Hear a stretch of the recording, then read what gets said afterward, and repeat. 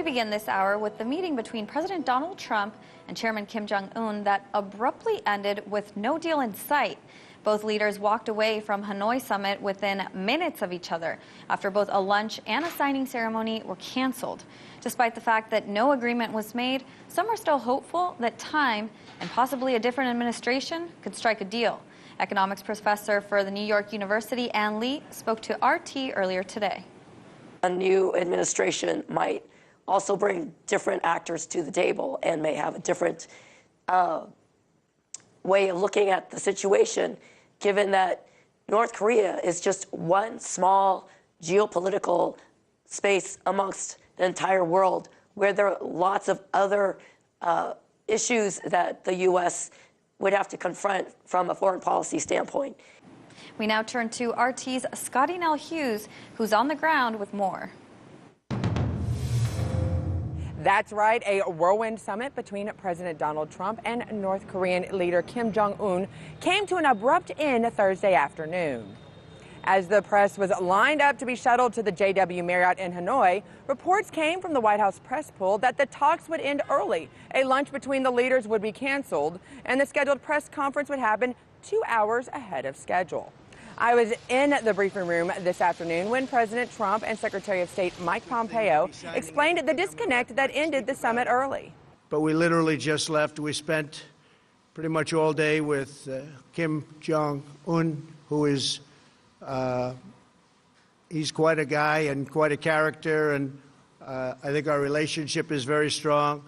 But at this time, we had some options, and at this time we decided not to do any of the options. Unfortunately, we didn't get all the way. We didn't get to something that ultimately made sense for the United States of America. I think Chairman Kim was hopeful that we would. We asked him to do more. He was unprepared to do that. But I'm still optimistic. I'm hopeful that the teams will get back together in the days and weeks ahead and continue to work out. It's a very complex problem. Now, President Trump did talk about how positive he felt it was, but that he had the ability to walk away, giving the room the feeling that he was the one that walked away. However, once again, there was no specifics given by either side as to why this could not be accomplished. And we'll see where that goes, but it was a very interesting 2 days. And I think actually it was a very productive 2 days, but sometimes you have to walk. And this was just one of those times. And now, going forward from this, there was also talk of whether or not there would be a future summit. President Trump said there had been none planned. However, conversations talking about China, South Korea, as well as other Asian countries involved, makes one wonder if the next step would be to have a conversation with several Asian countries and the United States. And China's been very helpful. President Xi is a great leader. He's a highly respected leader all over the world, and especially in Asia. And he's helped us, Mike, I would say he's helped us a lot, right? Yes, I actually called him just recently to say, hey, whatever you can do on this. But he has been very helpful at the border, and he's been very, very helpful with, I think, North Korea generally. While the President and Secretary of State were mostly positive about the meeting with Kim, some experts think that despite hope for denuclearization of the Korean Peninsula, this meeting here in Hanoi was a failure. Last time in Singapore, they agreed on the goal of complete denuclearization of the Korean Peninsula, but no real substance, no progress, and no deal this time. So this is a failure. But it was good that Donald Trump showed some interest in continuing the conversation talk.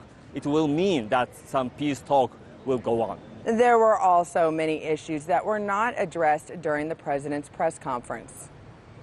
Whether there would be a declared end to the Korean War, the humanitarian crisis in the north, or a possible troop drawback in South Korea.